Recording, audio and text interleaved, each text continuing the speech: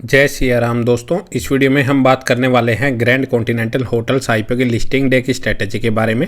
तो कल 27 मार्च के दिन इस आईपीओ की लिस्टिंग होने वाली है। इस आईपीओ की लिस्टिंग किस प्राइस के ऊपर हो सकती है, इसका लेटेस्ट करे मार्केट प्रीमियम क्या चल रहा है और जिनको इस आईपीओ में लॉटमेंट मिल चुकी है उनको लिस्टिंग वाले दिन क्या स्ट्रेटेजी अपनानी चाहिए, लॉन्ग टर्म के लिए कंटिन्यू करना चाहिए या फिर लिस्टिंग वाले दिन प्रॉफिट लॉस जो भी हो उसको बेच के निकल जाना चाहिए। ये सारी ही बातें मैं इस वीडियो में डिस्कस करूंगा, तो लास्ट तक वीडियो को जरूर देखिएगा। सबसे पहले आईपीओ की बात करें तो यह आईपीओ 20 से 24 मार्च के बीच में खुला था। 107 से 113 रुपये पर शेयर कंपनी ने प्राइस बैंड रखा था। एक लोट में कंपनी अगर देखे तो 1200 शेयर यहाँ पे टोटल ऑफर कर रही थी। टोटल इशू साइज देखे तो कंपनी लगभग 74.5 करोड़ का लेके आई थी, जिसमें लगभग 70.7 करोड़ फ्रेश इशू के जरिए और 3.7 करोड़ ओएफएस के जरिए मार्केट से पैसा रेज कर रही थी। इस आईपीओ के टोटल सब्सक्रिप्शन की बात करें तो लगभग 2.25 गुना के आसपास ये आईपीओ सब्सक्राइब हुआ था। रिटेल कैटेगरी में 1.3 गुना, एनआई कैटेगरी में 1.4 गुना और क्यूआई कैटेगरी में लगभग 3 गुना के आसपास ये आईपीओ सब्सक्राइब हुआ था। तो खास इस आईपीओ को रिस्पॉन्स देखने को नहीं मिला था। तो अब बात कर लेते हैं इस आईपीओ का लेटेस्ट करे मार्केट प्रीमियम कितना चल रहा है। बेसिकली उसी से हमें आइडिया लगेगा कि इस आईपीओ में कितना लिस्टिंग गेन मिल सकता है।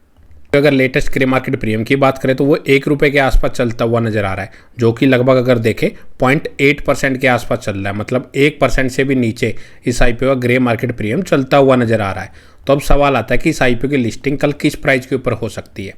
अगर पिछले 1-1.5 महीने के अगर हम आईपीओ की बात करें तो मोस्टली आईपीओ का जो ग्रे मार्केट प्रीमियम है वो 0% के आसपास ही चलता हुआ नजर आ रहा था, या फिर मैक्सिमम अगर देखें तो 5 से 10% के बीच में चलता हुआ नजर आ रहा था।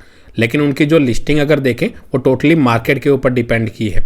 जिस दिन उन आईपीओ की लिस्टिंग हुई है उस दिन मार्केट में क्या सेंटीमेंट है, अगर पॉजिटिव है तो शायद से उनकी जो लिस्टिंग है फ्लैट प्राइस के ऊपर हुई है या फिर 5-10% के प्रीमियम पे हुई है। अदरवाइज जो आईपीओ की लिस्टिग हुई है वो डिस्काउंट प्राइस के ऊपर ही हुई है, क्योंकि मार्केट का जो प्रेशर है इनके ग्रे मार्केट प्रीमियम के ऊपर भी काफ़ी पड़ा हुआ है।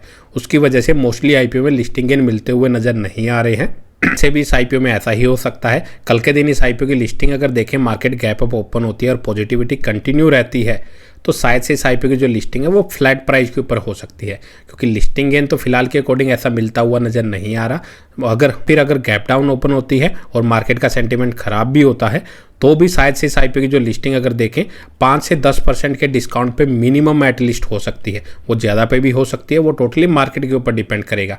लेकिन अगर आप कंपनी के मेनली बिजनेस को अगर स्टडी करेंगे तो कंपनी का बिजनेस मॉडल यहाँ पे ठीक ठाक है। कंपनी होटल की जो चेन्स है वो ऑपरेट करती हुई नजर आ रही है। इसके 2 अलग पार्टनर्स भी हैं, उसके साथ कंपनी मिलकर अपने होटल्स की जो चेन है वो ऑपरेट करती है। रूम्स कंपनी के जो अवेलेबल हैं और अगर हम कंपनी की डेली बेसिस अगर बुकिंग की कैपेसिटी देखें तो कंपनी के जो मोस्टली रूम अगर देखें तो डेली बेसिस अगर देखें तो लगभग 60% से ज़्यादा के कंपनी की जो कैपेसिटी है वो डेली बेसिस पे बुक रहती है। तो ठीक ठाक कंपनी का बिजनेस चलता हुआ नज़र आ रहा है।